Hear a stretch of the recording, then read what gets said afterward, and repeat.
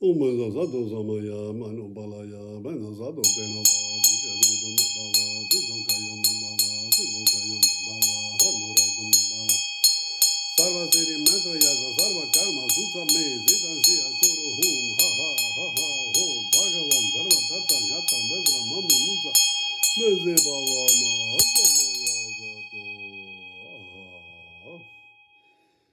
Bonjour à toutes et à tous.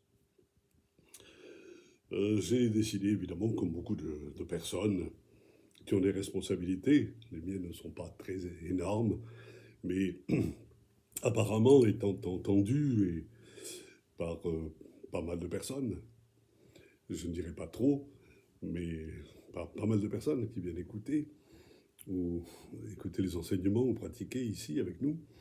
Donc c'est bien normal que je puisse à mon tour faire des vœux. Alors, quels sont les vœux que nous pouvons faire dans ces temps de, comme dit Garchen Rinpoche, de Kali Yuga?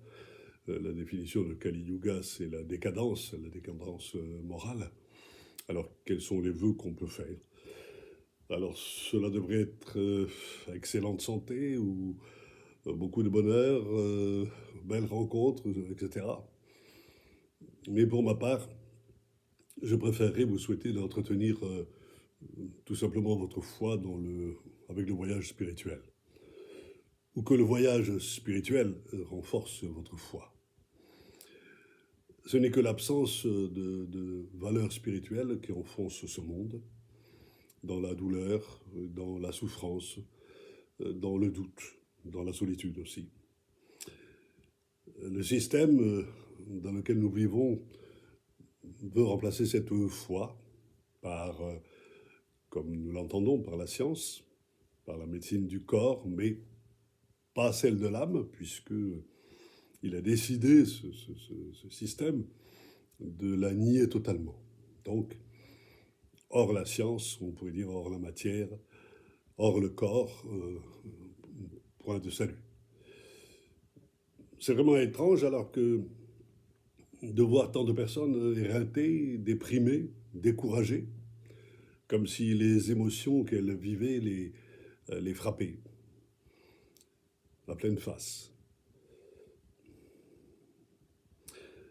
Alors, le système, j'ai envie de dire, célèbre une valeur unique, et cette valeur unique nous oblige à faire ce qu'il a décidé pour nous. Mais lorsque l'on oblige, lorsqu'on veut dresser quelqu'un, en général, c'est un animal. On le dresse en le punissant, en lui faisant mal, jusqu'à ce que son choix, j'ai envie de dire, son choix naturel de survie, l'oblige à faire ce que l'on souhaite. Alors, sans repère spirituel, je crois qu'il est impossible de résister. Dans la solitude dans laquelle le système veut nous pousser, veut vous pousser, pas de contact, pas de rencontre, se méfier de l'autre, etc. Il est très difficile de rester paisible et de rester serein. Et pour ça, seule la foi permet de rester connecté avec un monde essentiel, avec des êtres bienveillants et positifs. Même seul, nous ressentons cette foi, je ressens cette foi dans un maître, dans un Dieu, dans un Bouddha ou un ami spirituel. J'ai envie de dire que c'est cette présence qui nous soutient, voilà, qui nous renforce, qui nous guide vers des explications intelligentes, qui trouvent un sens à ce que nous vivons. Même si cette vie ressemble à un enfer. À l'inverse, j'ai envie de dire, les êtres sans foi vivent les privations, la souffrance, comme une punition. Et pour cela, souvent, veulent punir l'autre, les autres. Les êtres, j'ai envie de dire, les êtres blessés qui vivent leur mal-être, leur frustration, ce sont des victimes et des relais parfaits pour le système qui vont exacerber toutes leurs émotions négatives. Alors, je vous souhaite de développer cette compréhension qui ne répondra pas par la haine et l'intolérance lorsque vous les subirez vous-même. Pensez toujours que la colère, le jugement, la peur, la méchanceté naissent de multiples frustrations et aussi d'amertume. Alors, ce ne sont que des gens qui souffrent, qui peuvent insulter et juger les autres. J'en suis absolument convaincu. Nous sommes des êtres sensibles. Et combien de fois nous devons nous contrôler lorsque nous ressentons le mépris, lorsque nous ressentons la violence, l'ignorance, enfin la bêtise. Mais si nous devons nous contrôler, ce n'est pas pour être salis, mais davantage que de ressembler à celles qui veulent nous nuire. Il est tellement difficile de ne pas répondre à l'attaque par une autre attaque. Il paraît que c'est très humain.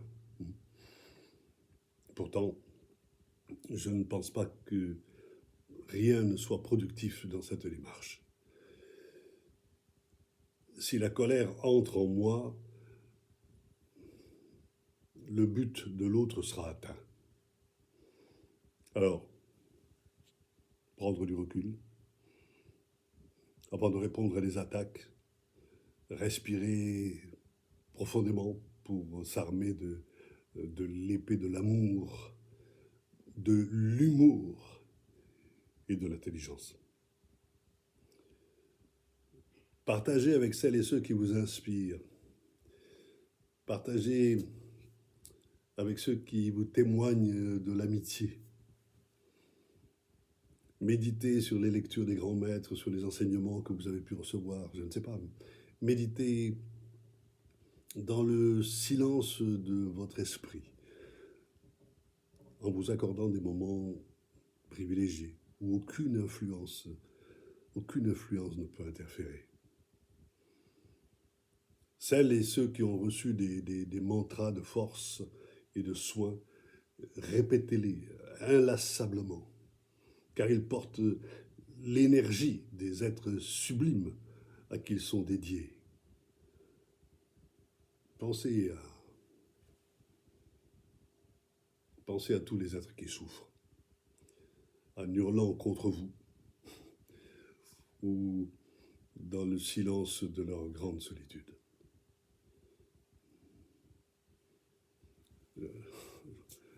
Je vous souhaite de reconnaître l'amour au plus profond de vous,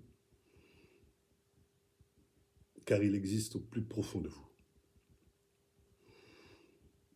Je ne sais pas si l'on peut dire bonne année, car c'est bien nous qui la construirons, bonne ou mauvaise, même si le monde officiel fait tout pour la contrarier.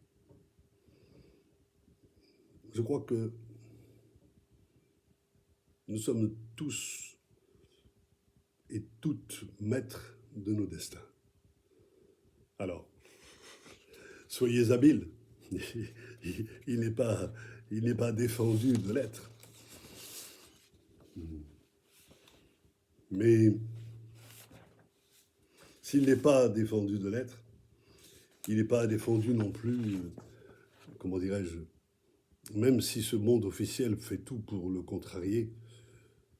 Encore une fois, soyons patients, parce que la vérité, elle prend toujours un peu de retard pour tester notre foi. C'est un autre test ici. Alors soyons dynamiques, soyons enthousiastes, car c'est la seule réponse, mais la seule réponse que nous pouvons offrir à ceux et celles, je dirais, qui veulent voiler le soleil. Voilà ce que j'avais envie de vous dire pour cette nouvelle année. Il y en aura une autre pour nous, pour celles et ceux qui pratiquent le bouddhisme tantrique et tibétain, puisqu'il y aura le Losar début mars. Donc on pourra encore réitérer, je pourrai encore réitérer mes souhaits et penser à vous dans vraiment toute l'amitié que je peux avoir et toutes les pensées positives qui sont les miennes. Alors, plein de bonnes choses, plein de, de pensées altruistes, penser aux autres. C'est un bon moyen pour ne pas être conditionné par notre propre ego et notre propre souffrance. Bonne année 2022. 22, je ne sais pas le chiffre que ça veut dire, mais enfin, 22 quand même. Et puis, nous sommes avec vous, nous serons toujours là, encouragés par vos présences, pour celles et ceux qui viennent au week-end ou en retraite. Et nous sommes toujours la porte ouverte pour vous accueillir et pour travailler ensemble, car seul, c'est très difficile de pouvoir faire quelque chose. À bientôt, bonne année encore, excellente année. Voilà, je vous aime. Au revoir.